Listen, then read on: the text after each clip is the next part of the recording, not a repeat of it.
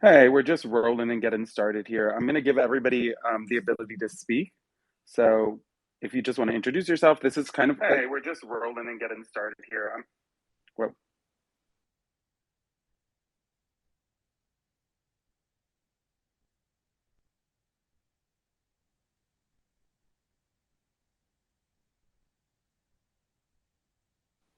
I see some familiar faces. We're just rolling and getting started in giving everyone the chance to speak. As people join, if anyone wants to introduce themselves, this is really just part two, essentially, of this talk.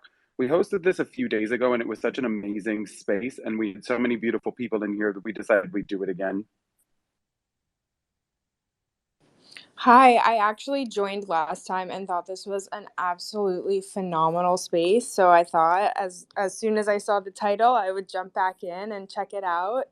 I love what you guys are doing, and um, it's just really impressive. And I'm so happy to be here and to listen in and be a part of this. I just wanted to say that.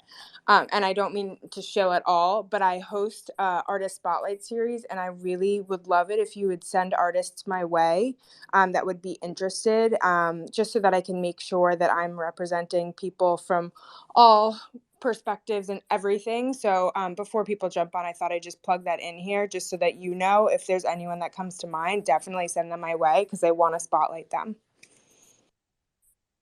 Yeah, absolutely. I think I'll just connect with you once this is done or separate from that. I think we already follow you, so just making sure. As people start to join, we're giving everyone the ability to speak. And I know some people joined this space last time. It was just an incredible space where we just kind of hung out and talked, and it was really awesome. So if everyone wants to unmute, this is a really open forum. Hey, I'll introduce myself. Yeah, can Go you hear for it. me? Yeah, go for it. Okay. I'm Foretold, and I'm a queer photographer. I'm in Toronto. Been a photographer for many, many years. Actually started in my career in the UK in the early 80s, shooting clubs and fashion shows, and went to do music and fashion in the 80s and 90s. Left the business for 20 years, and NFTs brought me back. So I have a collection on OpenSea and Foundation, and really, really pleased to see in the last couple of months the queer voices that have been speaking up and making space. I didn't see that when I first came here, and yeah, really excited to be a part of it, and happy to be here. And maybe I might be older than most of you guys, maybe closer to the age of your grandparents, but here to make space. Thanks. It's awesome to finally meet you, Foretold. We've been exchanging some messages, so it's great to finally get to hear your voice and hear a little bit of your story. My pleasure. Thank you. And we have Edgar here too, which I've been exchanging some messages with too. So, Edgar, if you want to introduce yourself to everyone, it would be awesome to hear from you as well. Hi, yeah, it's so wonderful to be here. Yeah, I am just so grateful for the space that you're creating. I think it's really important to talk about diversity and representation, and I definitely know a couple of folks here, and I think just for folks who maybe don't know me, I'm an artist. I'm also an educator and a psychotherapist, and I work within multiple mediums. Currently at UC Berkeley in the MFA Art Practice program, and I'm also in I would say a little over a year, almost a year and a half now in the NFT space, and have been minting across multiple platforms, and definitely feel like it's a steep learning curve because there's so much to learn about Web3. But it's been so wonderful to be able to meet so many other folks of different identities here. And it's been, I think, one of the strongest like resources for me is like finding other folks who are BIPOC, who are queer and trans, and like building community and uplifting each other and supporting each other has been really important. Yeah, and so thank you so much for having me here. Um, really amazing to have this kind of space and to connect with all of you here. Yeah, it's great to have you guys. And that's what I really love about NFTs. I think it's the power of creating communities. I think the tools, NFTs offer to communities are very powerful and can really make a difference. And that's what gets me most excited about. And I was just thinking we could do a fun thing. Is I love hearing what was people's aha moment with crypto and NFTs. So if we could go around the room and just share our aha moments with crypto and NFTs, that would be great. I can start with mine. Mine with crypto was probably back in 2016. Um, my day job is I'm a real estate investor here in Miami, and I have family in Brazil. I'm originally from Brazil, and I had a family member in Brazil that wanted to invest in real estate here in Miami, wanted to send some money to me here so I could invest in real estate. And we were trying to figure out what was the easiest and fastest way to do it, and we decided that Bitcoin was it. So we bought Bitcoin in Brazil and transferred to my wallet here in the US. And when it arrived, it was already, I don't know, 10, 12% higher than when it left Brazil. And that was my aha moment. I'm like, I can't believe that this first was so easy to transfer the money. And secondly, the appreciation was amazing. So that got me really interested in the area. And I've been completely hooked ever since. Became a little bit of a disease. So I would love to hear someone else's story with crypto and NFTs. Sure, I'll go. I I guess with COVID and everything locked down, I was a real estate agent for 20 years.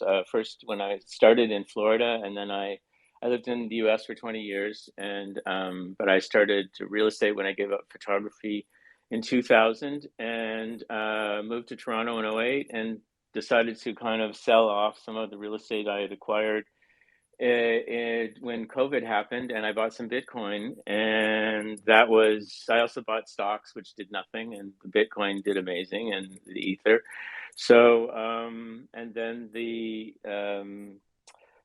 it's the NFTs I kept seeing in the news, and I had a really crappy summer. I had a diagnosis of cancer and treatments all summer long, which was the most difficult time of my life. But while I was in the recovery, I really turned all of my time that was all completely in bed to NFTs and my photography. But also before that, I decided that I was going to archive all my negatives and take them out of the folders and start to put them on Instagram, which I had done prior. And I was getting a ton of attention from club shots that I had taken in the early 80s, and Vivienne Westwood collections, one of her first, that was getting a ton of attention. So I think the end of September, I did my first collection on OpenSea, and that really happened because I was just posting pictures on Twitter, and people, well, a few, I want to say kids because they were in their 20s, said, you have to make these into NFTs. And I was actually really totally depressed, and these people who got behind me kind of really changed my view on the world. And they weren't queer, they were just kids that were like, no, no, no, you belong here, and you have a real value here, and we want to see you here. And I was just kind of feeling hopeless about the world and life in general, and it totally changed me. It gave me life, and I kind of came back, and it's been amazing for me. And I don't leave my house because I'm immune compromised, and I can't really do much. But I'm living my best life, connecting with people, showing my art. And I find everyone who kind of likes my art is like finding my tribe. So I'm getting, I, I have a lot of queer work that I'm kind of warming up to showing. I've been a little apprehensive at first because of all the kind of bro attitude that I felt at first, but I'm coming into my own, and I think it's coming. But yeah, it was an aha moment that there was a world out there that I could access from my home, and it was multi-generational, and that I had value. And you know, I had value to the real estate people that needed my help, but this was a whole different thing. This was something that I created that people were really loving, and that just kind of turned my world around. So it was a real aha moment that continues today. That's a beautiful story. Thank you for sharing. I love that.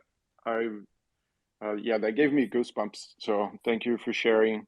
Thank And I'm you. so happy to hear that, you know, you're finding your way. I know cancer can be such a tough journey to go through. I just did that with my both of my parents. So I send you lots of love. And Thank you very much. I love to hear, you know, that you're finding your community. I think that's what really inspired us to create Yes Queen Club, is because we feel like as a queer person, when you join uh, crypto and NFTs, it can be a little tough and it can be a little intimidating because, like you said, it's such a bro environment. And so we're trying to do something to change that. Even though if you persist, I know that most people end up finding their tribe because it is out there. We just want to try to make that path a little easier. So um, I'm happy to hear that you did find your tribe and that you're having a good time, because that's what's the most important thing about. Does anyone else want to share their story? We would love to hear about someone from someone else. So I'm just going to jump in really quickly for everyone that's jumping in now. I did invite everyone to speak, so if you want to speak, go ahead. This is essentially part two of this diversity and representation in Web3 discussion. We started this last time, I would say about 3 days ago, and just had such an incredible community join and talk and share their stories. And that's pretty much what we're doing now. We would just, I mean, this is such an amazing group of queer people, queer and not queer people, and we just love to hear everyone's introduction into Web3 and how you ended up in NFTs. And yeah, anyone who wants to go, Jax is gone, Foretold is gone. Anyone else, you can either just jump in or raise your hand, whatever you feel.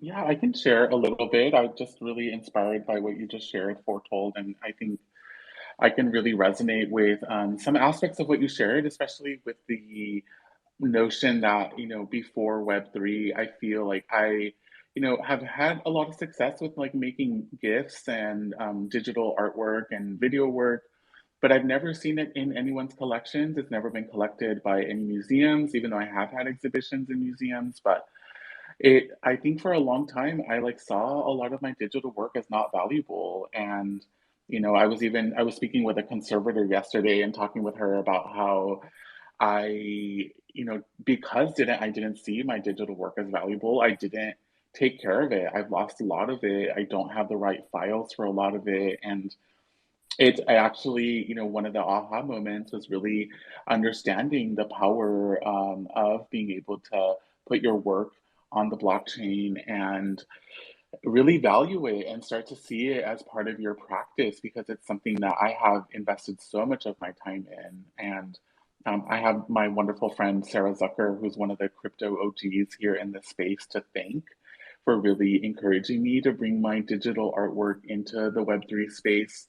And it's really kind of almost like turned my life upside down with, like, you know, seeing, instead now of seeing my digital work as not having value, it's the opposite. Now I'm in hundreds of people's of collections now, and I'm really seeing the value of my artwork increase and feeling a lot more leverage now when I'm speaking with other collectors outside of Web3. And I think that's something that's been really profound too, is that this really gives a lot more power to artists and allow artists to really start to dictate how they're going to leave their legacy and how they're going to leave their work for the world and how they want to value their work. And as I've said, it's really even allowed you to imbue value into things that maybe other companies, like social media companies, maybe wanted you to think it had no value, or the only value it had was getting likes on certain social media platforms. But there is real value to the culture and the history that we're all creating here, especially I think it's important, as we've been talking about, to uplift the voices of a lot of marginalized creators who are many times, at the forefront, at the vanguard of creating culture. Yeah, I think you're 100% right. I think that's beautiful. It really is. I every time I hear about, I'm not an artist myself, but every time I hear about how artists are finding their market within the NFT space, um, I love it because although I'm not an artist, I do love art, and I have infatuation for artists because I think it's such a beautiful practice to see someone put their heart and soul into something, into creating something. And it really warms my heart to see people find ways to make a living where before it was so difficult. So I think I love NFTs for that because it really gives people a much easier channel to find people that are willing to collect their creations, and I think that's amazing. Yeah, that makes me happy. So, for those of you that are joining, we're just opening up the space, everyone, to speak. If you want to share your intro into Web3 or NFTs, we'd love to hear it. So far, we've heard from Jax, we're told Edgar. Anyone else who wants to go ahead and jump in, we'd love to hear you.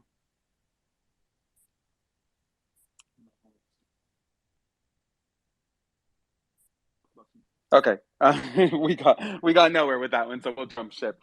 This is part two of this diversity and representation talk. Really, we're discussing the importance of diversity and representation just in general and how it relates to Web3.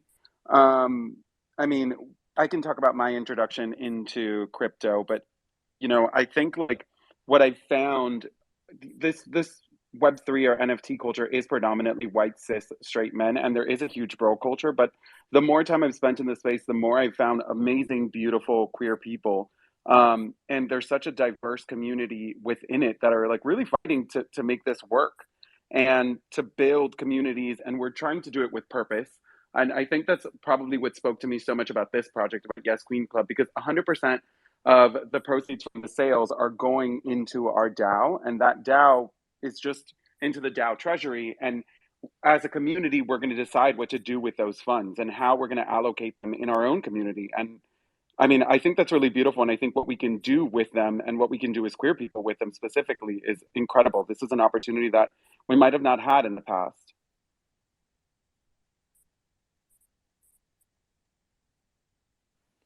Yeah, we're very excited to do that and to be able to try to. Yeah, we're very excited to do that and to be able to try to facilitate this queer community, which I think there's a great need for it. 70s, when they created the pride parades, where queer people felt the need to go to the streets and really show everyone that we're their neighbors, we're their brothers and sisters, and we share the world with um, everyone else, and people need to know that we are there. And I think this is the same thing with Web3 now. We really need to show ourselves. We cannot hide in the shadows anymore. We just need to be out there, and we need the people to know that we're here. We're just like them, and we want to participate in the creation of Web.3, and we are queer, and people need to know everything about us. I think it's really important.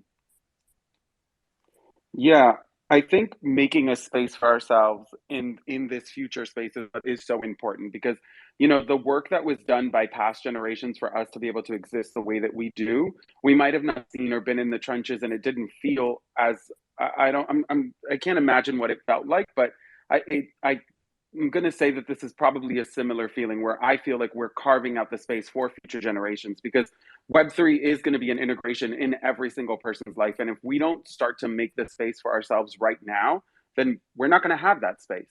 And I refuse to let like straight white men form the space without our voices.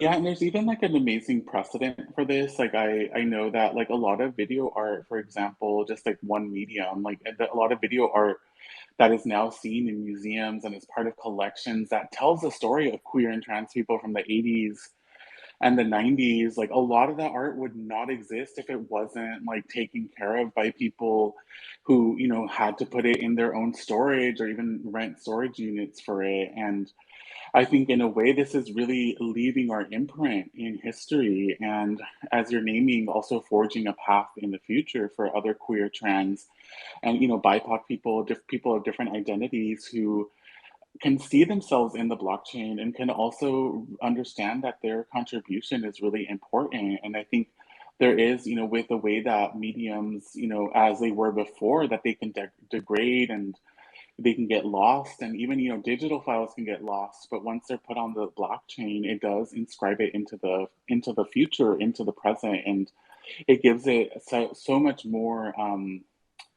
Yeah, it puts it into history, and I think that's something that is so important for people whose voices maybe normally have been minimized or silenced or erased from history. It's so important to take up that space.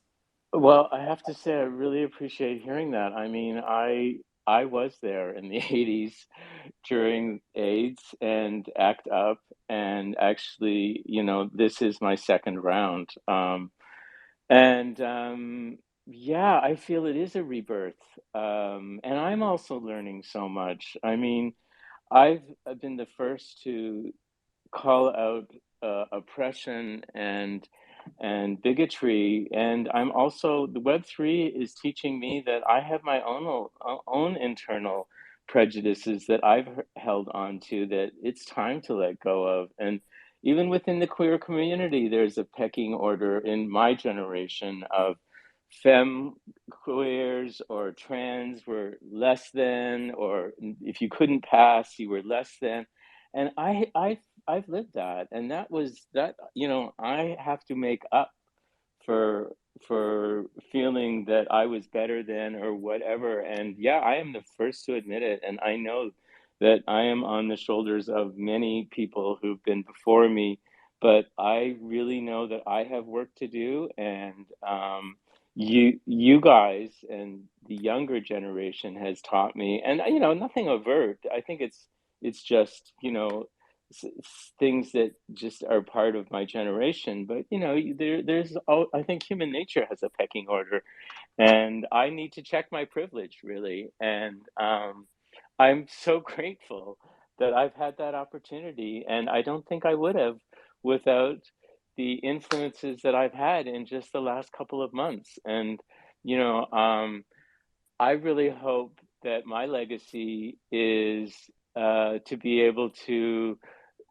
generate funds for homeless, trans, indigenous, queer. Like that's really what my purpose in life is right now. Like that's really what I want to do, and I feel like I've been really lucky. I've been able to get what I need out of life at this point, and yeah, I'm looking to pass it on. So there's still a lot of learning out there to do. There's still queer people don't have it all down, but yeah, I think that the younger generation is really including a lot, and I'm just so proud to be a part of it, and I want to be a teacher. Yeah, I mean, first of all, thank you so much for sharing and just for, you know, saying that you're willing to learn and to evolve. I think everyone is, and like you said, queer people don't have it down. We definitely don't have it down. So the more that we can learn and the more that we can evolve, the better. Something that Edgar said actually reminded me of, I think it was a book or a podcast I heard years ago that said that the majority of history is written, and by the majority we're talking like probably 99.9%, is written by straight people. And our culture and our history has been kept safe in queer spaces. And if it wasn't for these queer spaces and these people that are keeping our history and like our people and like our culture, everything about us safe throughout time, then we wouldn't have it. We wouldn't have that history. We wouldn't have that knowledge. We wouldn't know anything because unfortunately, straight people aren't going to keep our culture for us. So I think like these spaces, that's really what they represent to me. And it's not necessarily about keeping anyone out or saying that thing, you know, like it's not about that. It's really about inclusivity and just being diverse and representing ourselves, but having a space also for ourselves there we can be who we need to be and protect our culture and our people, and you know, forging that in the future is what we're really trying to do here, to say we've had to keep our space in order to keep our culture and to keep our history alive and our people thriving, and we're going to make sure that we continue to do that. Yeah, I think Yeah. I think that's 100% true, and that's actually a great hook, because I would love to hear from everyone what do they think that diversity and representation in Web3 means for them. What do you guys think that, you know, it's needed in order for us to have true diversity, for us to have true representation in Web 3.0 and NFTs in general?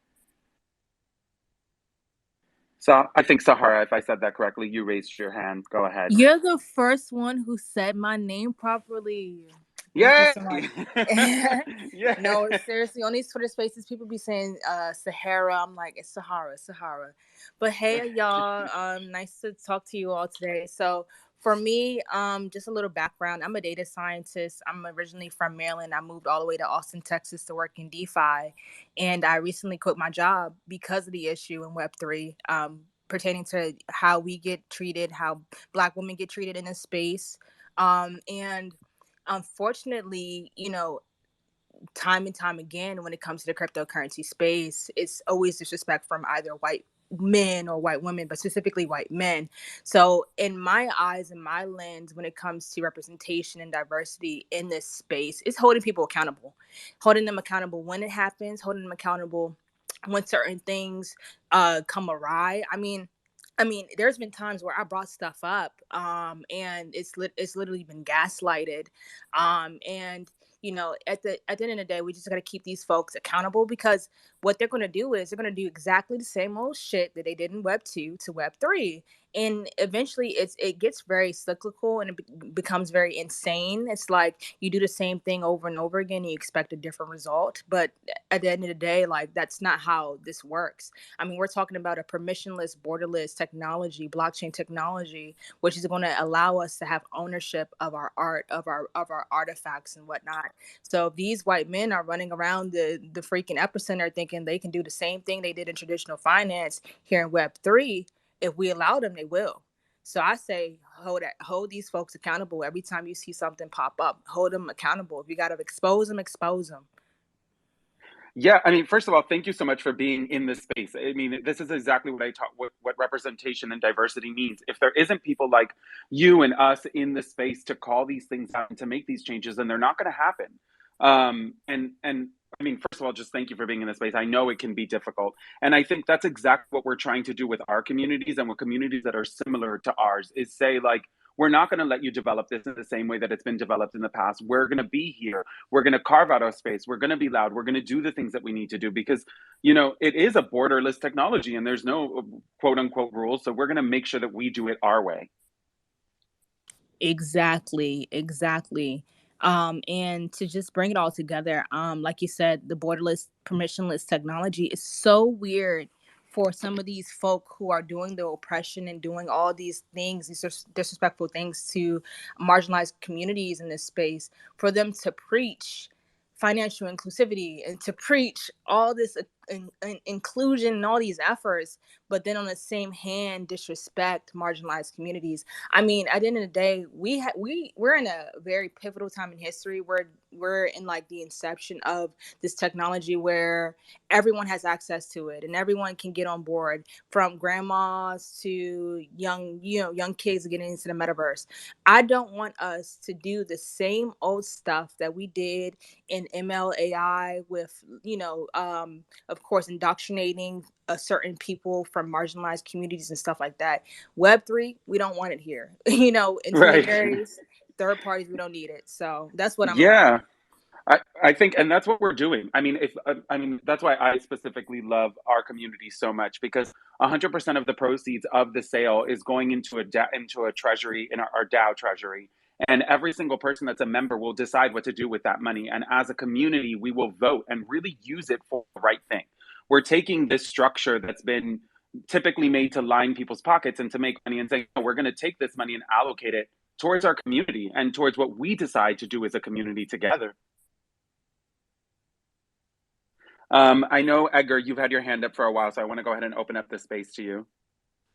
Yeah, I just was really wanting to kind of go off of what was just being said. I think it's really important to name that I feel like at the beginning when I first got into NFTs, there was a lot of like NFT hatred and a lot of like, and even to this day, a lot of people when they think of NFTs, they think about like the kind of like the weird art that a lot of bros are making in this space. And, I think I think one of the reasons that I really kind of moved deeper into the space is exactly what Sahara was just saying is that I really had a moment like that aha realization of like, this is another one of those times where straight cis white men are going to just like colonize this entire space and make it their own. And and they're also gonna create a space so that marginalized voices don't feel safe in coming into this space. And so I almost saw it as like my own duty to like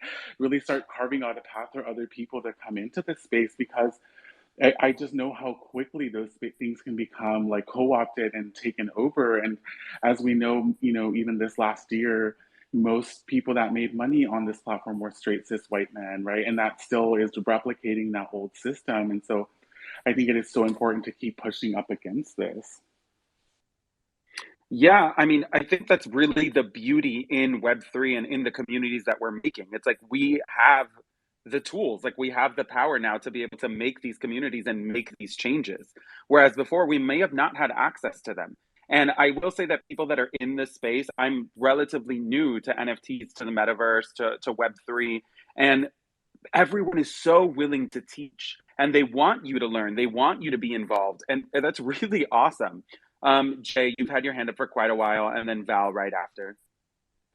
Yeah, I just wanted to piggyback onto what Edgar was saying.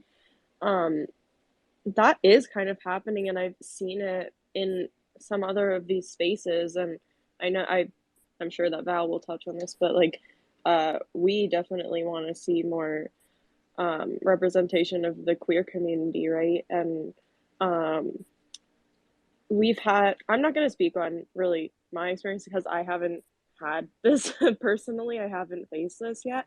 But there is a creator on here, an artist. I think her name is Maya. Some of you might know her, but she's Muslim and she's gotten up in these spaces and shared her story and all that and had people literally say, like, I was gonna buy, but once I found out she's Muslim or something like that.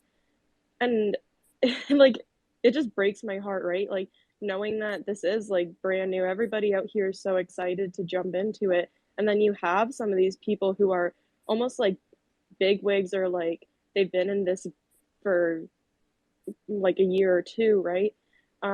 Saying to these newcomers, like, I'm not going to buy from you because either like your religion or I know there was another one that said that their mission was they were donating to the Trevor Project, if you've heard of that, supporting LGBT rights. And like, it just breaks my heart that this is already, happening to people. So I think that these spaces that you two are holding are so important because like these voices need to be heard. And there's a lot of places out here already that they're being shut down. So I just wanted to say thank you.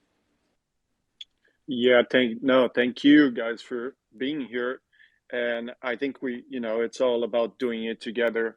And I think a big part of combating what you were just talking about really is just visibility.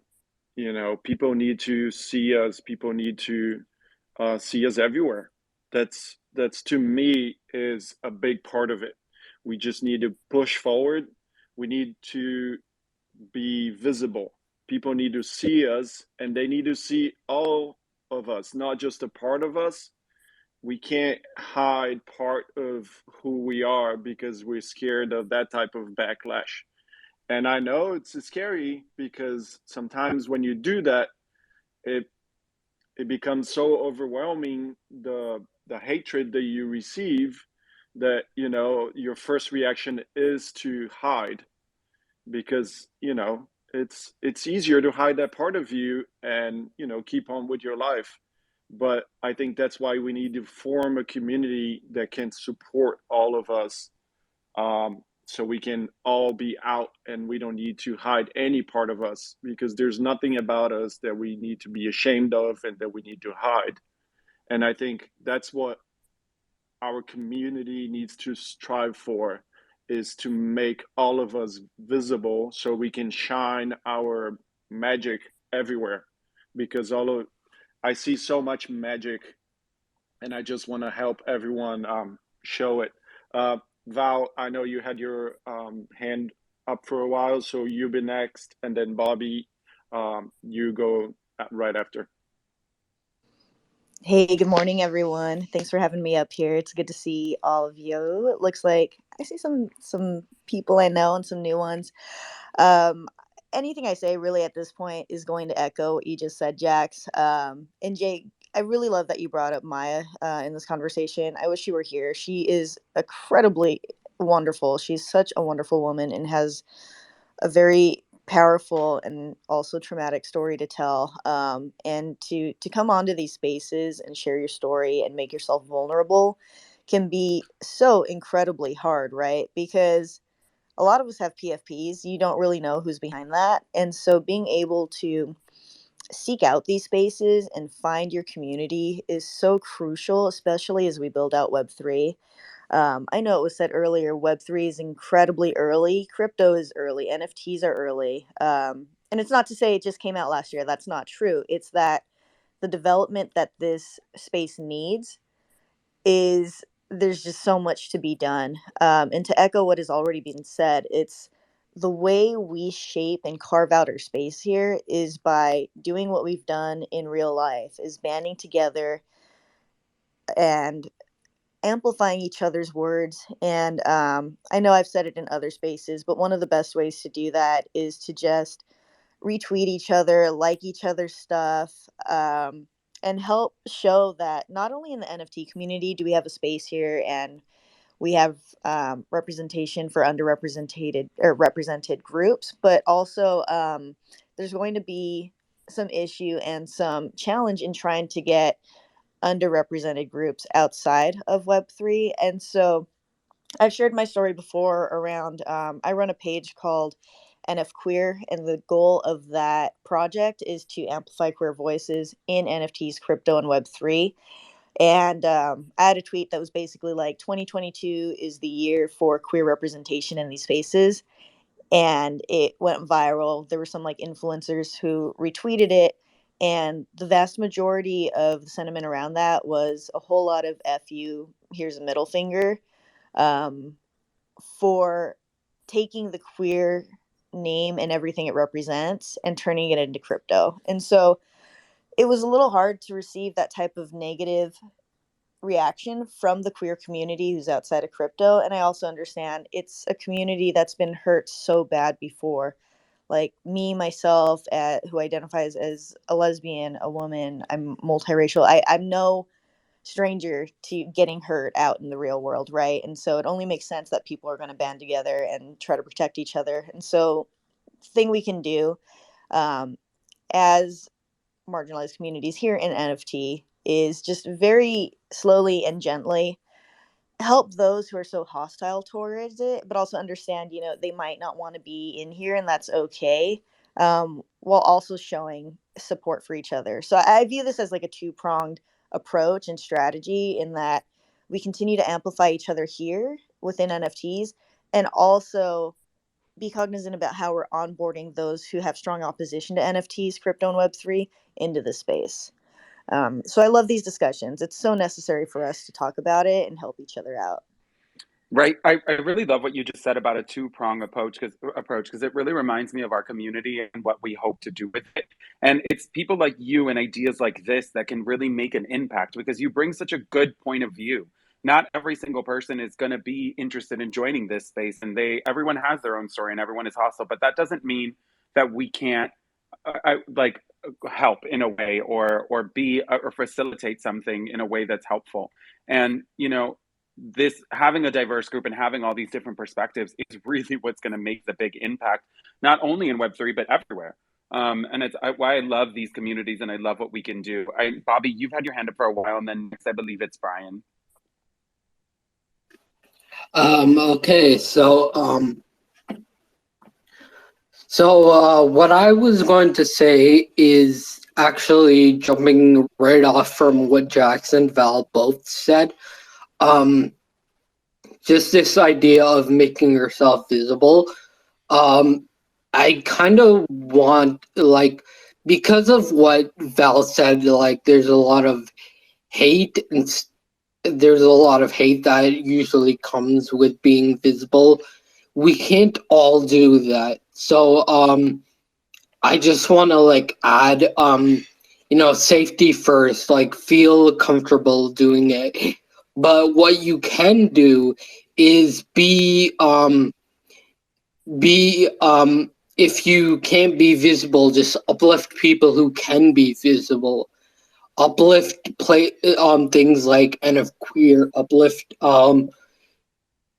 people like Kate or people like Clara, like other queer people who can be visible, uplift them. If you can't, like, again, like I said, safety first. If you don't feel comfortable coming out yourself or trying to represent yourself, represent others in this space that are doing the hard work, because we can't all do the hard work.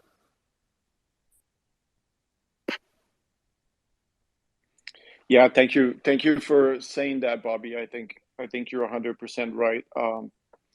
Definitely, it can be scary and it can be dangerous. So yeah, safety first always. Brain, you had your hand up, so you can go ahead and speak. Hi, happy Sunday, everybody. My name is Quinn with two N's, and I am a melanated indigenous gay human being. And I just want to say I appreciate this space. And I also, to piggyback off of Jay's point, when Jay brought it up, when people are acting hateful and nasty and things of that nature towards our communities, our marginalized communities, we need to continue to call their ass out. So I appreciate Jay for calling their asses out, and we need to make sure that they on Front Street and that they plastered up. If they want to publicly say some stupid ass shit, then they need to publicly be put on a platform where it is, put, I'm not gonna say embarrassed, but they need to be publicly seen. So for those, like Bobby just said, safety is important and discretion is important as well. But for those who are able to, i.e. me and other people, other radical minded people, don't be afraid to put their ass on Front Street and call them out, because as we of course we gonna automatically support each other, we gonna commune with each other, we gonna bring camaraderie with each other, but at the same time we can't just let these bad apples continue to try to grow on our trees. Yeah, I mean, obviously totally agree with that. And I think, Bobby, when we discussed about safety, that is something that's really important. And there's so many things that we can do to support each other, just like we did this last time, but going through and following everyone in this room. And if they have art, sharing their art and just supporting them in ways that we can and uplifting each other in the best way that we possibly can, obviously safety being first. Val, you've had your hand up for a while, so I want to open up the space to you. Yeah, thank you so much. I was really just going to say what you had mentioned right now around just following each other, retweeting each other, liking each other's stuff. I know I've mentioned this in other spaces, but since I see some new faces here, if you see someone being mean or whatever, like for every negative voice, we need to be twice as loud, And when we see someone in our community who's getting that type of backlash, band together and do that. And it does need to go back to what Bobby said too. There's a safety aspect to it. So if you feel like that's something you can do, absolutely. If that's not feeling too good there, too safe there, not everyone's dog, some people are, that's okay too. So that was the only point I wanted to make. Yeah, spaces like this, I think, also help or just reaching out and letting people know that they're not on their own, especially as we enter this new space together. Especially since the space is predominantly white cis men. I think like just being here and being able to band together and talk and support each other in any way that's possible, in any way that you're comfortable supporting each other is really just the whatever feels right for you, I think is the best way to do this. Yeah, 100%. Sorry, I was like out of breath when I was trying to talk. No, you're all good. You're all good. Sahara, you have Um, your hand up again. I just wanted to thank Brain for what he said because these white cis men, they don't think twice before they say certain things, before they treat people certain ways. And we just can't continue just being nice to these people. Like we gotta call it out when it happens. We gotta hold them accountable. I've been I didn't go in depth in my experiences. I don't have time to do that because child, I could write a book.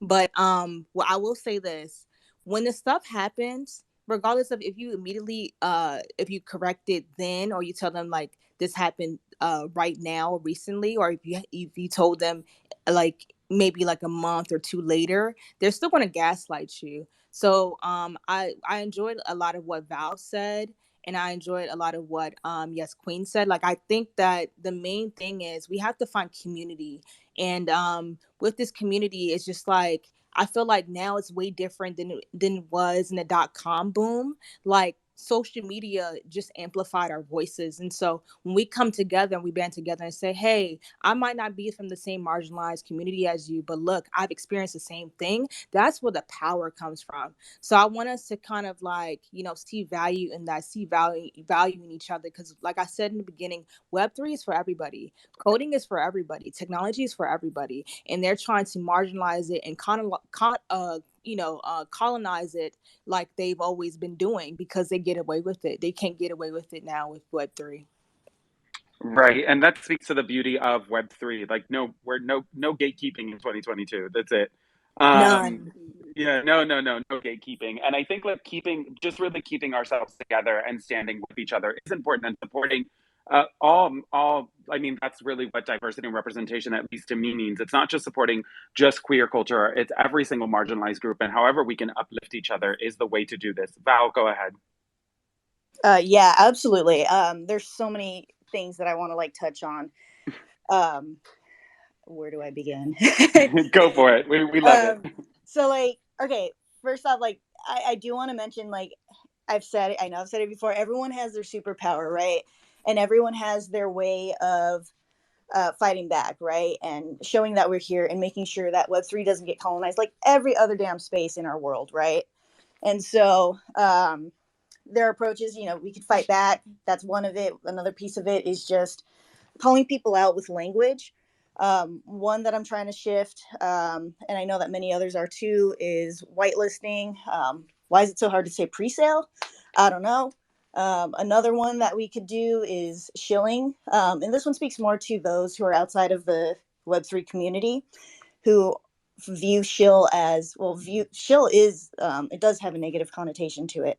It's kind of tied to deceptive practices. And so just like the language we use will matter, and it does matter. And so I always want to emphasize that too. Like there's so many approaches and ways that we can tackle this, and use every single bit of that in your toolbox. There's a time that you're going to reach out to someone and say, hey, like I'm going to DM you and like we're going to have a real chat right now. And there's going to be other times where we have to band together and really make our message known. So I just wanted to touch on that. Yeah, I really appreciate that. I think words matter, right? I think we know how words can be hurtful. And I think the point of not using shilling, which I think it's such a bad word, like it has such a bad connotation to it, and whitelist also. I really don't understand why we're still using that one, since we have better words out there that have better meaning. I 100% agree with you on that.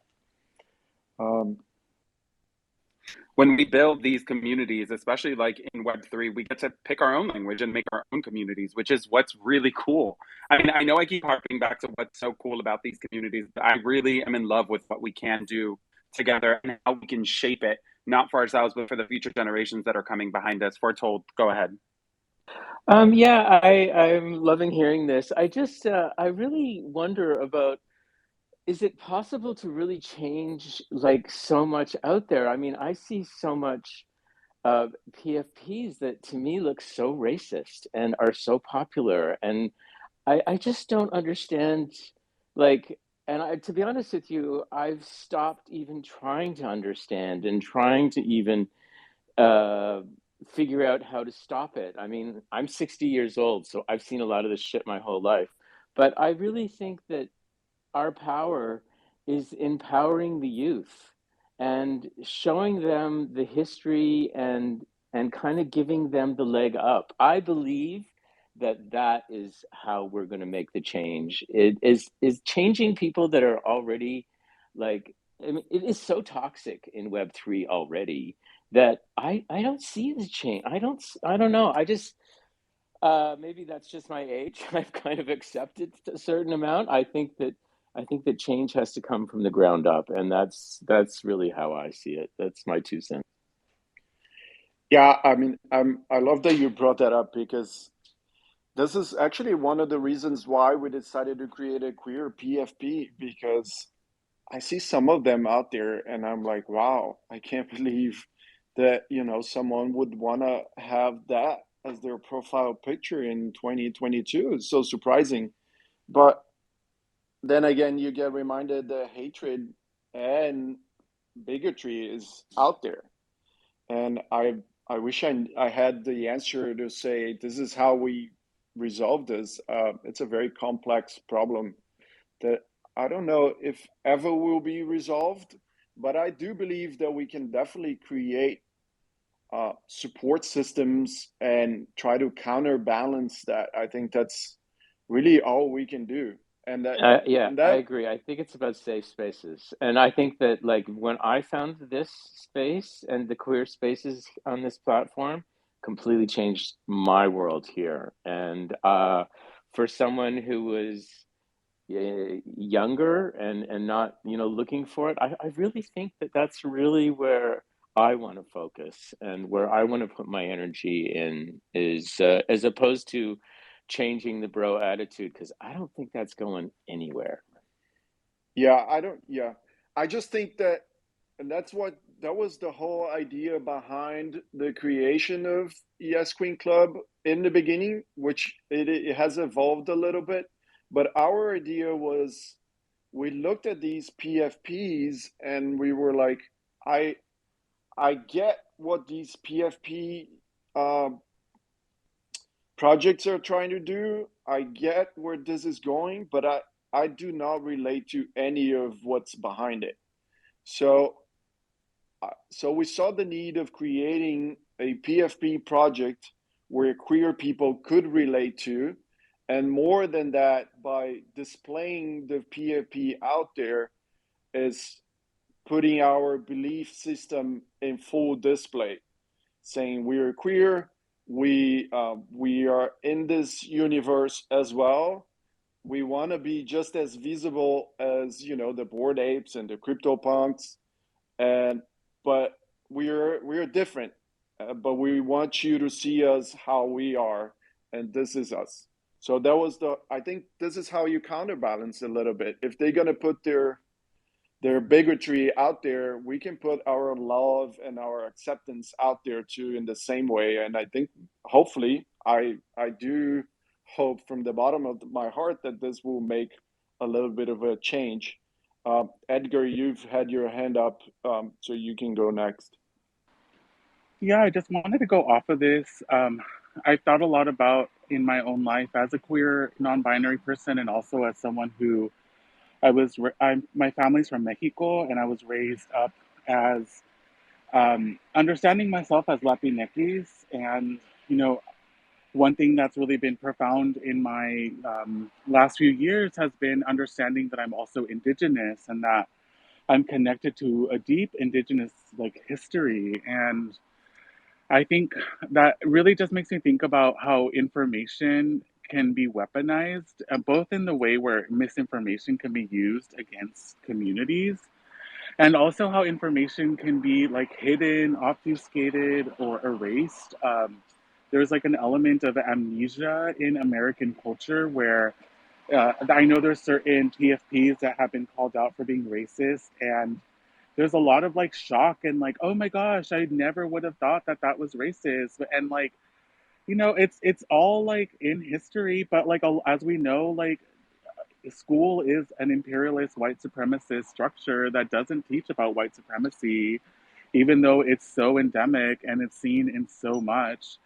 And I think that is part of like our work is to really bring, both like bring cultures that are marginalized and hidden, like queer, trans cultures, BIPOC, indigenous, black cultures, bring them, celebrate them, uplift them, really bring them into spaces, and also protect our communities from misinformation. And I, for a long time, honestly saw a lot, and I still see a lot of the NFT hatred as a misinformation campaign, probably propagated by cis straight white men to keep out marginalized communities that could really benefit from these spaces. And that's like been one of the reasons why I really, I have gotten a lot of messages from folks who are well-meaning, who are like, "Oh no, NFTs are evil," or they're connected to like communities that are really evil. And it's like, I understand that that's been like propagated as a message, but I also understand that there's like political, cultural, social, economic value to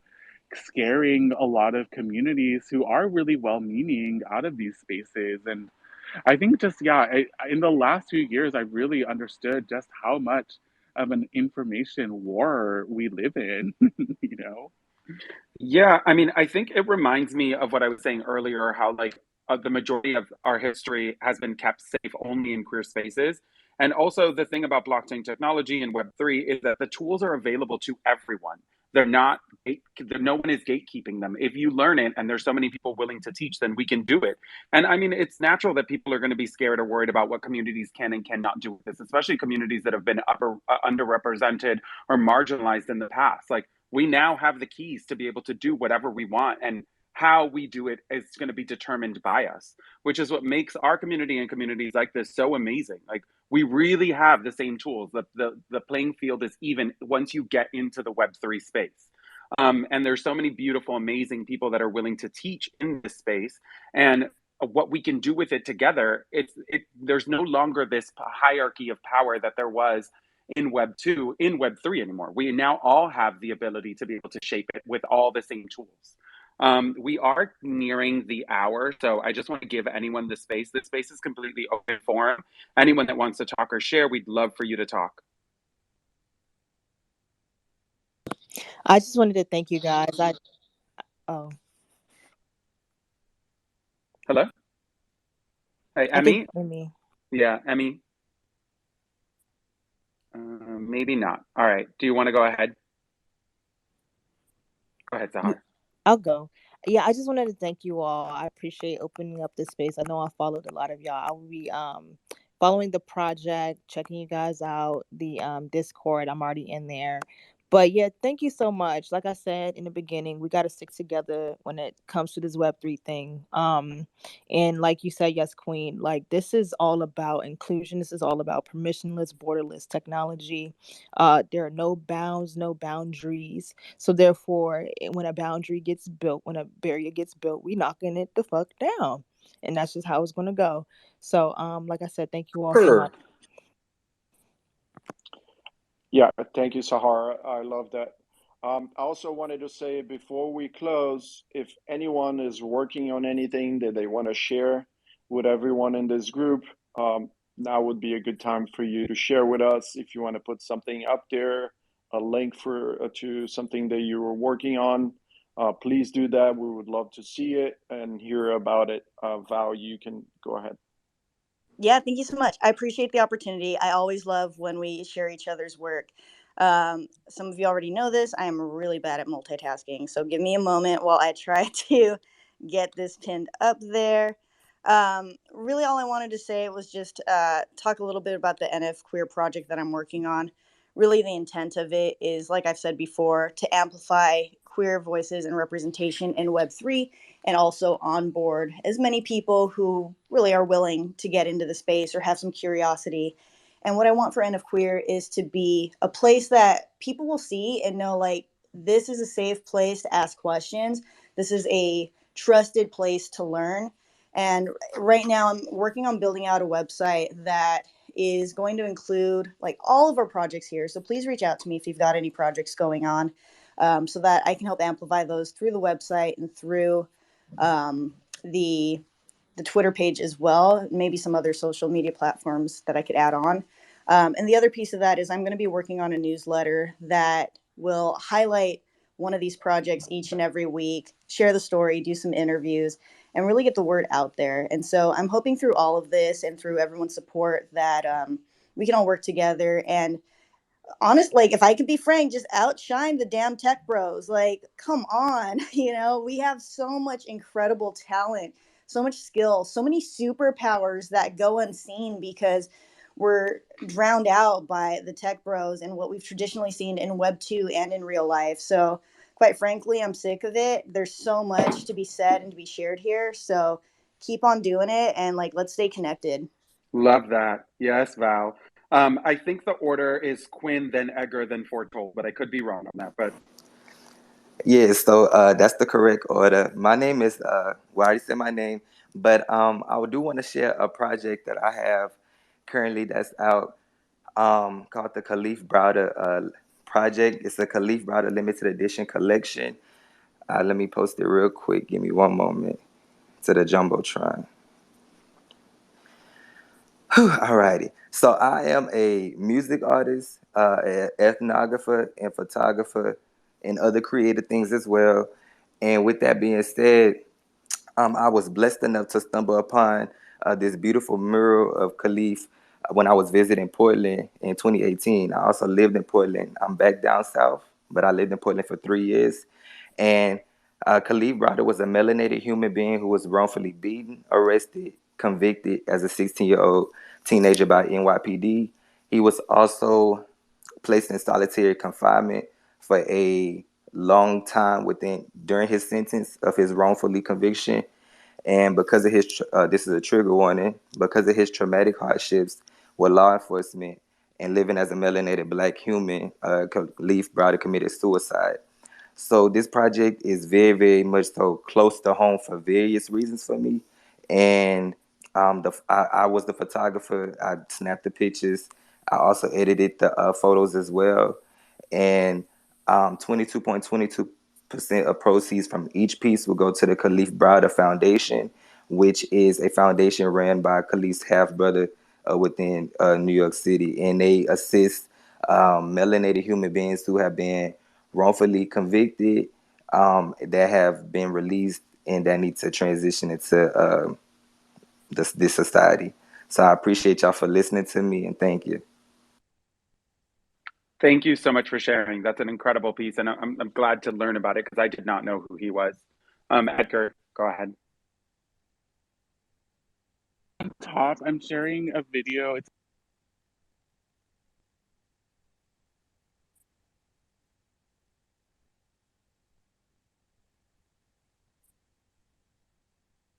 Oh, I think we lost. I think we lost Edgar. I actually don't see him in the space. Foretold, you just want to jump in? Sure. I'm going to share my foundation collection that I've just put up. These images have a really deep meaning for me at this particular moment in my life. As I mentioned before, the summer of 2021 was a very difficult period for me of barbaric medical treatments that left me consumed with loss and being broken after a cancer diagnosis. And at my weakest moment, I told the nurse, I don't think I can do this. And I'll never forget her touching my arm and saying, we're stronger than we know. And I learned that she was right. These are my flying angels, hovering fairies, and phoenix rising. My rebirth, much like the NFT community has been for me, is me flying. We are all flying, supporting, encouraging, and teaching, which is really what we are doing here, and what so much of this has come to mean to me. So I really appreciate being part of this space. Thank you so much.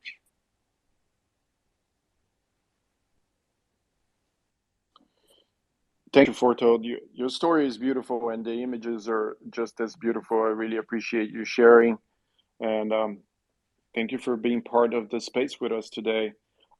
If anyone else wants to share, please go ahead. and otherwise we'll finish this place. And thank you so much for participating. We really appreciate you all being here. I think Edgar, you can go ahead and share your piece. Yeah, thank you. Yeah, I got cut off for a second, but I'm so glad that I want to make sure I'm on. Yeah, we can hear you. Okay.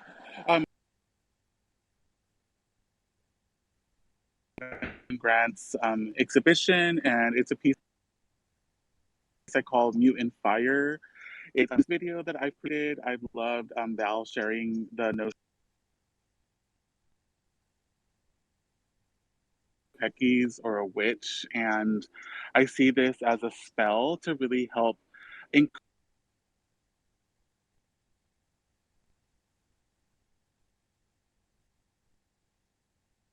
Hey, Edgar, you cut out again. We're losing you like often. But his piece is actually pinned to the top if everyone wants to just click in there and see it. And I think if no one else wants to margins share, to we can really go ahead tap and just into close their this space. Oh, there you are, Edgar. We keep losing you. available to be collected as a single Hey. edition on OpenSea, and it's all linked on top. And I'm just so grateful to be a part of this exhibition because there are a lot of amazing queer and trans voices who have created work too. So if you're interested, you could check out some of their pieces as well that are also available to be collected. Awesome. Thank you so much. I think if no one else is interested in sharing, then we'll go ahead and close the space. And look out, we're going to be doing something similar within probably the next couple of days, next 3 days. And thank you so much to every single person that joined and that spoke. We appreciate all of you, all of the different voices, everything that we've heard today. Every time we do these rooms, we leave so inspired. So this is just another one. And thank you so much to everyone for joining. We appreciate y'all for real, for real. Thank you. We appreciate you, Quinn. Bye, everyone. Bye.